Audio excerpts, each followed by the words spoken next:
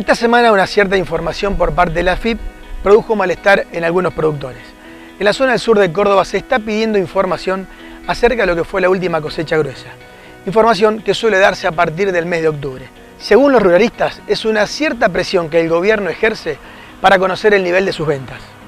De esta manera, damos inicio a lo que es Agrodifusión Noticias.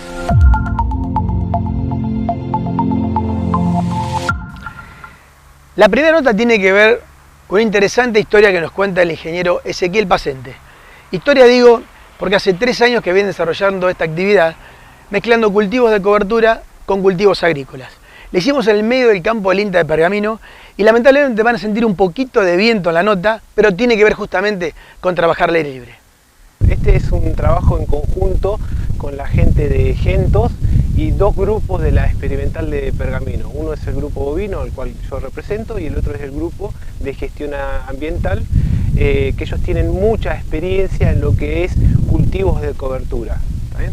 Entonces, entre los 3 nos unimos, juntamos conocimiento en cuanto lo que es el grupo de gestión ambiental, representado por Silvina Restovich, todos sus conocimientos en los cultivos de cobertura, por qué los cultivos de cobertura, cuáles son las mejoras que ellos han relevado sobre el suelo y sobre los cultivos agrícolas subsiguientes, ¿no? Y después la gente de Gentos, que ellos están con todo lo que es el interés de las semillas y cuáles son las especies que ellos están viendo posible. Y bueno, y nosotros la parte de bovino, lo que es poniendo el pie, poniendo el animal, ¿no? Lo que es a través de la orina, a través del bosteo, del consumo, ¿tá? Y de poder generar algo de pesos en carne para que ese cultivo de cobertura se amortice. ¿Está bien? Es decir, no solamente está pensado en el cultivo de cobertura como en sí, pensando en ese famoso cultivo agrícola que le sigue, sí, sino la ganancia de peso que tiene el animal. Exactamente, está pensado en un sistema. Correcto. Ahora nosotros nos preguntamos sabemos por parte del grupo de gestión ambiental que el cultivo de cobertura genera beneficios, ¿tá? Eso es indiscutible. Mejora, evita erosión del suelo, controla malezas, mejora la fertilidad, le da estructura, etcétera. Entonces ahora sabemos qué pasa si ponemos al animal, ¿no? ¿Qué pasa si ponemos al bovino? Sabemos que si lo ponemos, bueno, hay una devolución de nutrientes. Sabemos que vamos a devolver a través de la orina, vamos a estar devolviendo nitrógeno. Sabemos que a través del bosteo estamos devolviendo fósforo también. Entonces nos preguntamos, ¿será beneficioso o no será beneficioso? ¿Estamos con el bovino disminuyendo el efecto que nos genera el cultivo de cobertura o no? Bueno, son un montón de preguntas que nos hicimos en el grupo. Entonces evaluamos y pensamos este ensayo en el cual tenemos 2 tratamientos del cultivo de cobertura. Uno es con pastoreo y el otro es sin pastoreo, ¿tá? Lo que es con pastoreo nosotros lo estamos manejando con un pastoreo rotativo, en el cual tenemos 3 franjas, y el periodo de pastoreo, que eso es importante, es de 45 días. Digamos, el cultivo de cobertura se aprovecha poco tiempo. Y los animales en cada franja de pastoreo, como están dando vueltas, cada franja de pastoreo están pocos días, están alrededor entre 7 y 10 días. ¿Está bien? Entonces, a lo que voy es que en realidad el animal en una superficie determinada está poco tiempo pisoteando, si es que pensamos un posible efecto de compactación por parte de la pezuña. ¿Tá? Ahora, entonces, tenemos eso, y lo que queremos también evaluar es la ganancia de carne que estamos produciendo. ¿Está bien? Es decir, bueno, hacemos un sistema de pastoreo rotativo, pero ¿cuánto también ganamos de carne? ¿Tá? Bueno, tenemos 3 años de ensayo. Este ensayo empezó allá por el 2018. Este sería, sí, 2018, tenemos 2 cultivos de cobertura, este sería el tercer cultivo de cobertura en el cual que estamos parando. Ezequiel, discúlpame, y en estos 3 años, ¿cómo ha sido la rotación del cultivo de cobertura con el cultivo agrícola? Digamos, este lote claramente es cultivo antecesor maíz. Claro, la secuencia agrícola que nosotros estamos manejando es soja, maíz, ¿está bien? Arrancó el ensayo con una soja, se sembró el cultivo de cobertura, Luego, por una cuestión de que la primera soja de partida se levantó tarde por el tema de las altas lluvias del 2018, entonces sembramos tarde el cultivo de cobertura y tuvimos que, en vez de ir a un maíz, que era lo lógico en la secuencia, arrancamos con una soja. ¿Sabes? Entonces hicimos la soja, después cultivo de cobertura y ahora este maíz en el que estamos parados, ¿no? Este rastrojo. ¿En qué ha ido cambiando esta secuencia estos 3 años? Fundamentalmente hablando de qué cultivos de cobertura utilizaste. En este caso, como dijimos al principio de la nota, usaste 3 variables. Por un lado el tema de la vicia, por otro lado el trébol persa y el raíraz. En los anteriores, ¿también era más o menos lo mismo? Sí, el cultivo de cobertura se mantiene siempre la misma mezcla. Esta es una mezcla de cultivo. Perfecto. Cultivo de cobertura o cultivo de servicio. Perfecto. ¿Y qué nos apoyamos cuando pensamos en la mezcla? Porque hay un fundamento atrás, ¿no? Entonces pensamos que nosotros necesitábamos tener gramínea. ¿Por qué la gramínea? La gramínea nos genera volumen de pasto, que es lo que nosotros necesitamos para el animal, para el pastoreo, y también con todo su sistema radicular entre chiquitito, que entremezclado, que va generando agregados y demás, le da piso, y le da estructura al suelo. Después necesitamos leguminosa. Leguminosa, ¿por qué? Porque leguminosa necesitamos aportar nitrógeno al sistema a través de la fijación biológica. Entonces ahí pensamos en vicia y en trébol persa. 2 leguminosas estamos poniendo en esta mezcla. Lo que es vicia, estamos manejando vicia villosa. Sabemos el problema de la toxicidad que hay reportada en vicia villosa por la L carnavalina, que principalmente se concentra en estados reproductivos avanzados de la vicia, en floración y en chaucha y en semilla, pero con la utilización que nosotros hacemos del cultivo de cobertura, estamos secándolo antes de ese estado, es decir, aprovechamos el cultivo de cobertura antes de ese estado y lo aprovechamos con novillos chiquitos, con novillitos de 220, 230 kilos. Y los casos reportados de toxicidad son en consumos de vicia en estado reproductivo y con animales adultos, con toros y con vaca lechera. Nosotros en nuestros 2 años que pastoreamos el cultivo de cobertura no tuvimos ningún problema de toxicidad de vicia. Y después la otra componente que nosotros estamos buscando es una crucífera. Estamos buscando al nabo forrajero. ¿Y por qué el nabo? El nabo, con su bulbo, su sistema, es el quien nos abre el suelo. ¿Está bien? Nos abre el suelo y nos genera esos macroporos que nos favorecen la permeabilidad, la infiltración del horizonte.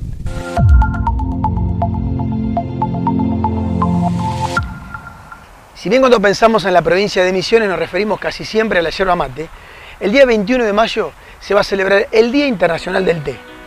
Como todos sabemos, gracias al COVID-19, la exportación está prácticamente cerrada. Sin embargo, en la Argentina el consumo se ha incrementado.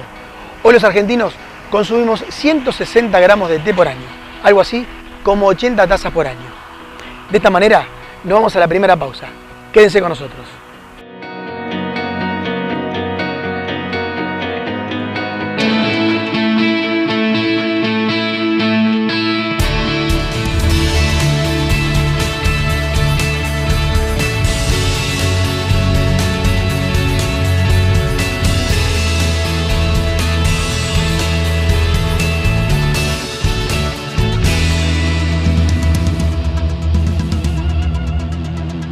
Somos KWS y tenemos una clara visión: ser, a través de nuestra semilla de calidad y conocimiento en agricultura, la empresa confiable para los productores a lo largo de las generaciones, sembrando el futuro desde 1856.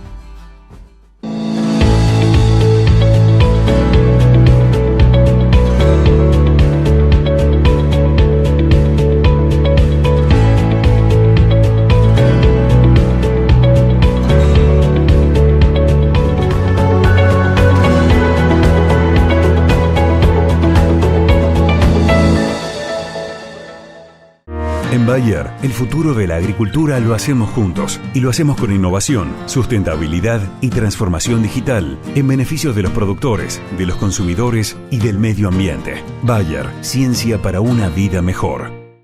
Tecnomil, líder en desarrollo, producción y comercialización de productos fitosanitarios. Nosotros, al igual que tus cultivos, Crecemos en la misma tierra. Tecnomil, una empresa argentina. Tenés que dejarlo todo. Todo. Hasta lo último. Hasta que no te quede nada. ¿Y todo por qué? Por un choque. Pero... ¿Vos me entendés, Juan Martín? Ahora tengo que pagar una fortuna. Me quiero matar. Bueno, yo te dije que llames a mi productor. Ah, te digo que voy de parte tuya. Pásame tu WhatsApp. Así de paso yo te digo cómo salió todo. Dale, chao. Es un crack este tipo, Pim, pum, pam, ja. Te la devuelve toda,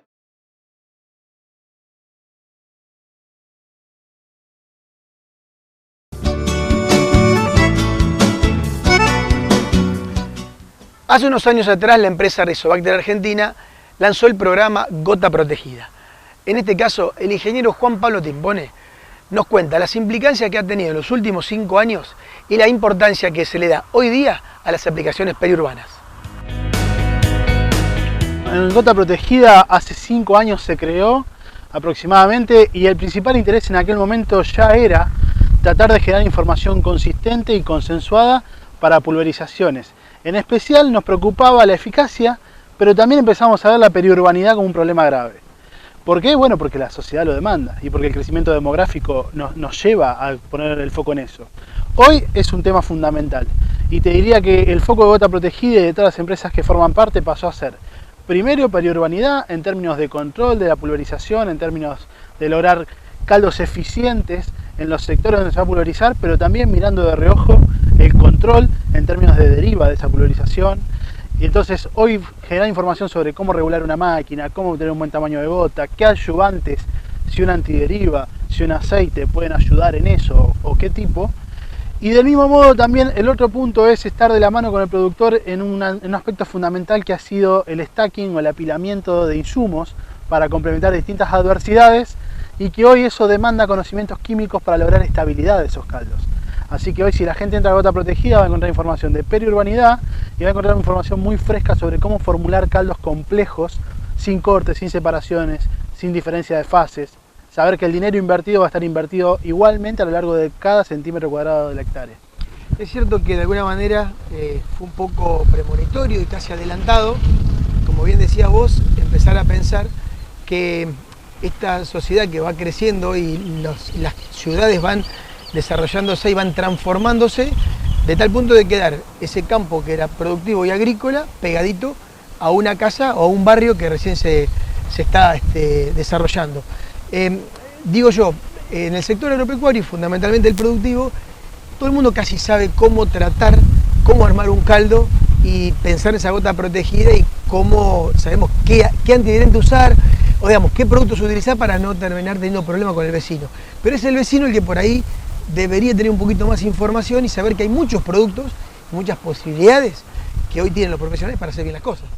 Bueno, siempre recuerdo una frase de un gran profesional de Córdoba, Beto Peralta, y Beto Peralta un día en una reunión donde se convocaba sobre esta temática dice, bueno, todo el mundo habla de agricultura periurbana, pero nadie habla de urbanización periagrícola.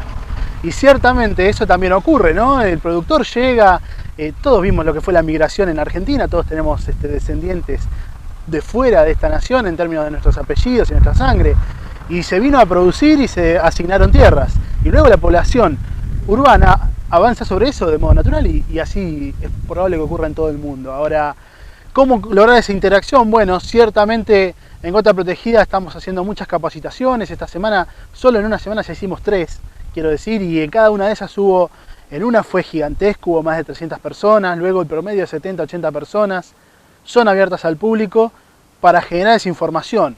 El productor hoy tiene muchas herramientas, pero también hay que ayudarle a condensar esa información, hay que poder ser asesor de ese productor. Hoy tiene formas de recupero de envases, hoy tiene formas de controlar deriva mediante picos, mediante caldos formulados con coadyuvantes, también tiene información de túneles de viento y a la vez tenemos que lograr integrar la otra parte que es hacer eso público y eso también es Gota Protegida para que si alguien de la ciudad quiere saber cómo se está formando un productor, pueda hacerlo y pueda ver que de verdad hay un bien común y hay un interés común y poder lograr esa conciliación que es fundamental, más en ciudades como Pergamino, yo soy nacido en Chivilcoy, ciudades de 100.000 personas donde es probable que el núcleo económico tenga que ver con el agro, lo sepa o no lo sepa cada uno de los individuos.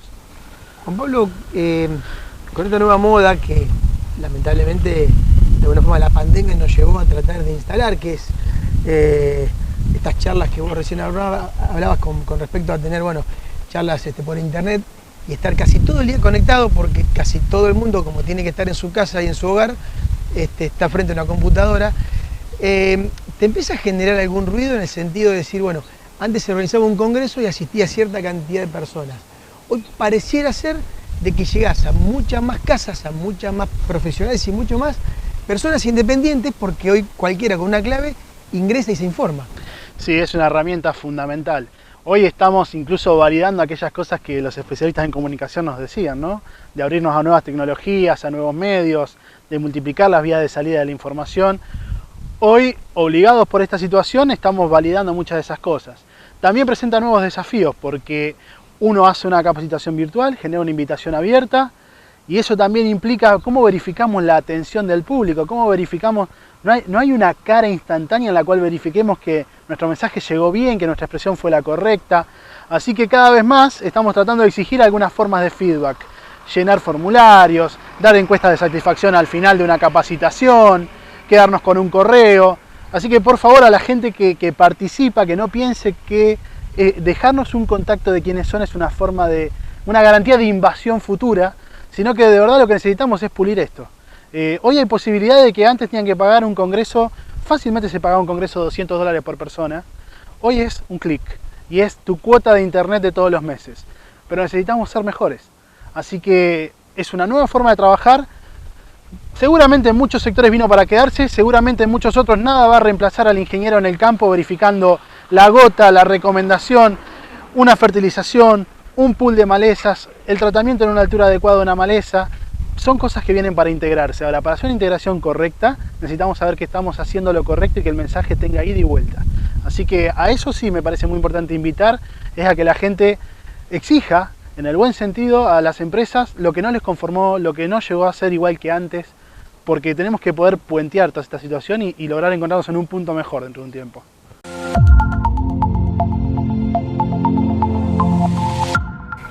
Si bien faltan casi 4 meses para pensar en los cultivos primaverales, los productores de la zona sudeste de la provincia de Buenos Aires comienzan a pensar en el girasol. ¿Y por qué? Fundamentalmente es la mejor relación stock-consumo que existe a nivel mundial. Mejor aún que la cotada del año 2013-2014.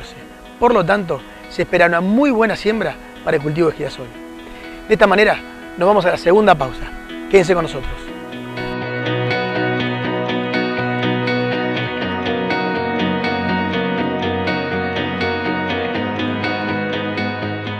Somos KWS y tenemos una clara visión.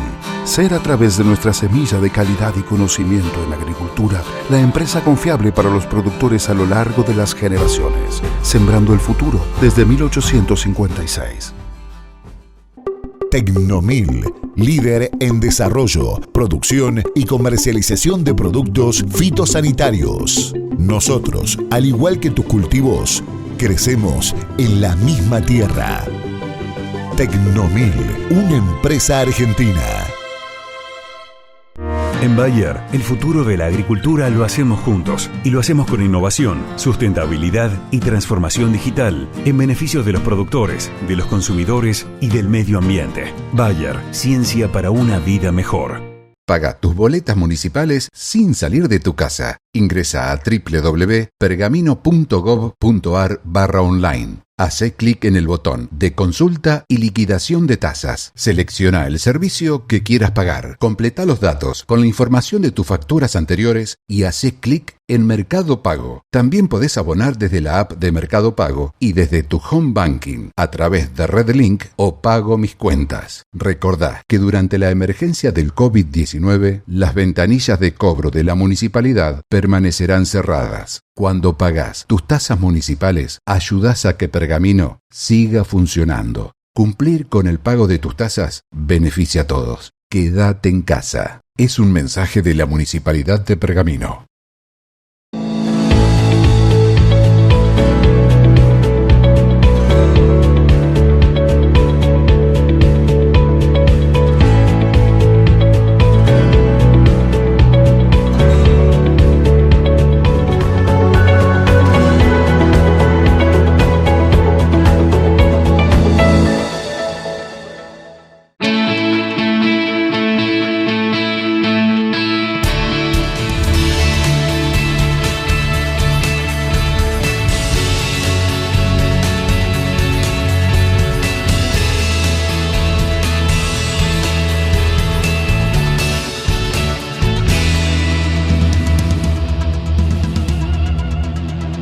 tenés que dejarlo todo. Todo.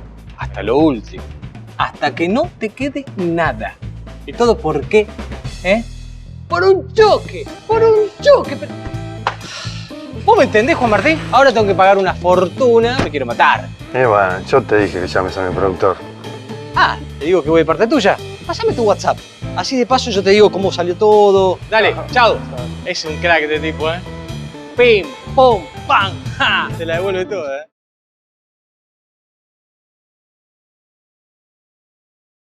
Presenta este bloque de Agrodifusión Noticias Colbag, Envases Colón, Sociedad Anónima. En el INTA de nuestra ciudad tuvimos la suerte de conversar con el ingeniero Francisco Filiat para saber acerca del margen bruto de lo que fue la campaña 19-20, tanto en trigo como soja y maíz. Bueno, en INTA como tenemos ya alguna perspectiva para la próxima campaña y tenemos cerrada la campaña 19-20 pasada. Primero aclararte por ahí, cuando yo hablo de márgenes, por ahí te puedo llegar a hablar de algunos indicadores de margen bruto o de margen bruto sobre los costos directos de una producción. Siempre hacemos la aclaración antes de empezar a hablar que si bien son buenos indicadores como para comparar actividades o ver cómo una actividad va evolucionando en el tiempo, como en el caso de los cultivos, hay que dejarle en claro a la gente que en ningún momento son indicadores ni de utilidad directa del productor ni de rentabilidad del productor, porque hay un montón de cosas que no tienen en cuenta, todos los costos indirectos, impuestos, el costo de oportunidad o los intereses de los capitales invertidos.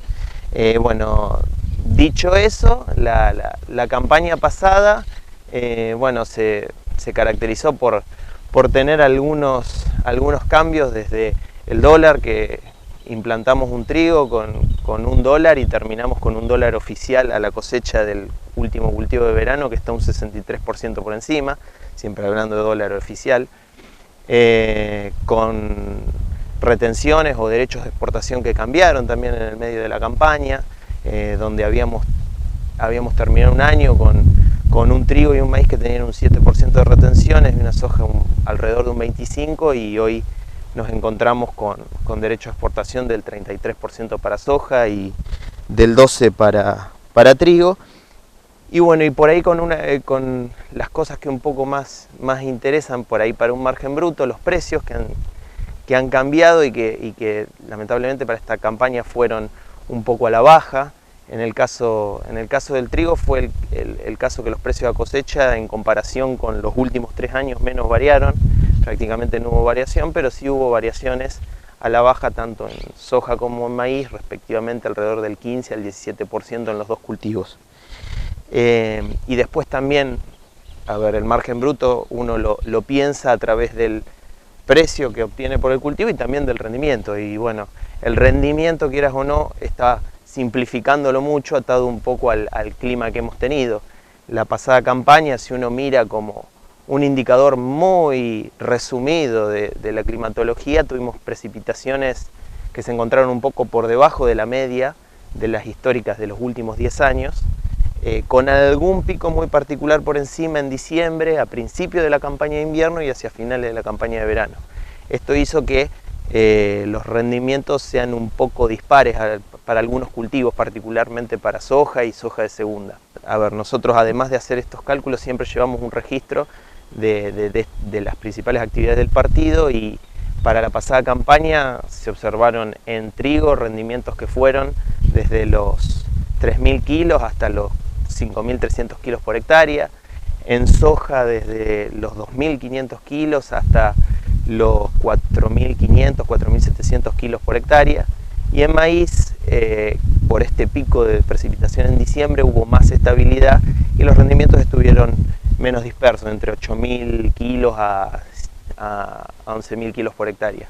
Francisco, si bien, como bien decías vos, a veces no es fácil discriminar las actividades del productor, saber muchas veces esos costos ocultos que existen, el costo directo, el costo indirecto, el margen bruto lo sigue mirando y no deja de ser más que interesante. Contame un poco cuáles son los márgenes de estos cultivos que han podido analizar. Bueno, para esta pasada campaña, y aclarando que estos márgenes son calculados con el manejo de los campos de producción de la experimental Pergamino, que se asemejan a un manejo promedio de un productor tecnificado del partido, no distan de eso. Para el caso de trigo fueron de $343 por hectárea, con un rendimiento logrado de 4.700 kilos por hectárea, y para la soja de segunda de $165 por hectárea, con un rendimiento logrado de 2.200 kilos. Quiere decir que el combo trigo-soja rondó en los $508 por hectárea de margen bruto. Con respecto a la soja de primera, el margen bruto se encontró alrededor de los $427 por hectárea, con un rendimiento logrado de 4.000 kilos. Y para el maíz de primera implantación el rendimiento fue de $412 por hectárea, con un rendimiento de 95 quintales o 9.500 kilos por hectárea.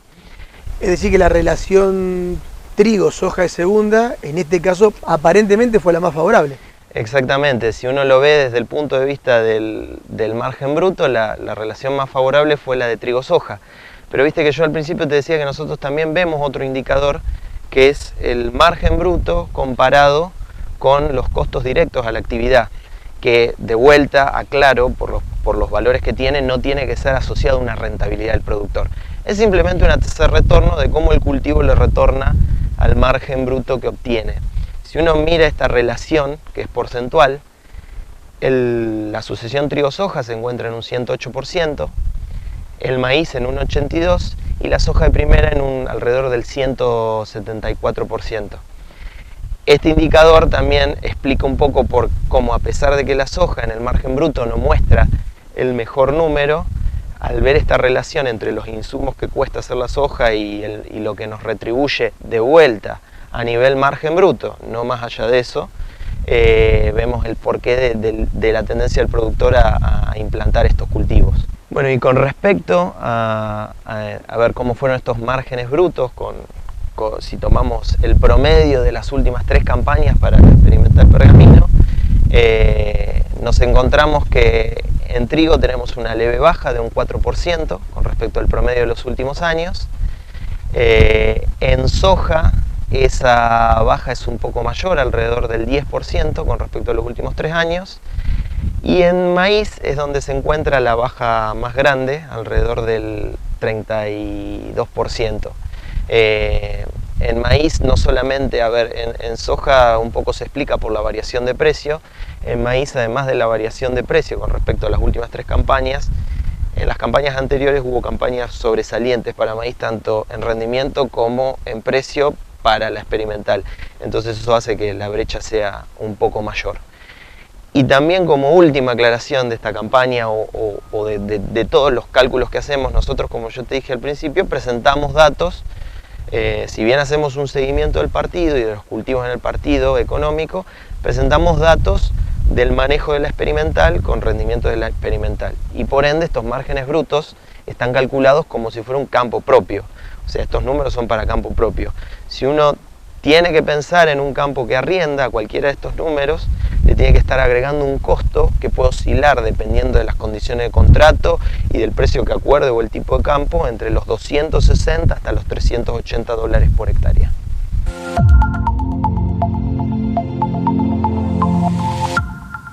Entre las notas que vamos a compartir con ustedes a partir de la semana próxima, tenemos una muy interesante sobre el centro de tratamiento de residuos aquí en la planta en Pergamino. Vamos a hablar con Marita Moisés para mostrarle cuál importante es, no solo para Pergamino, sino para todo el partido, tratar estos residuos, fundamentalmente los envases. Con ustedes, nos vemos la semana próxima. Gracias por acompañarnos una semana más. Esto ha sido Agrodifusión Noticias.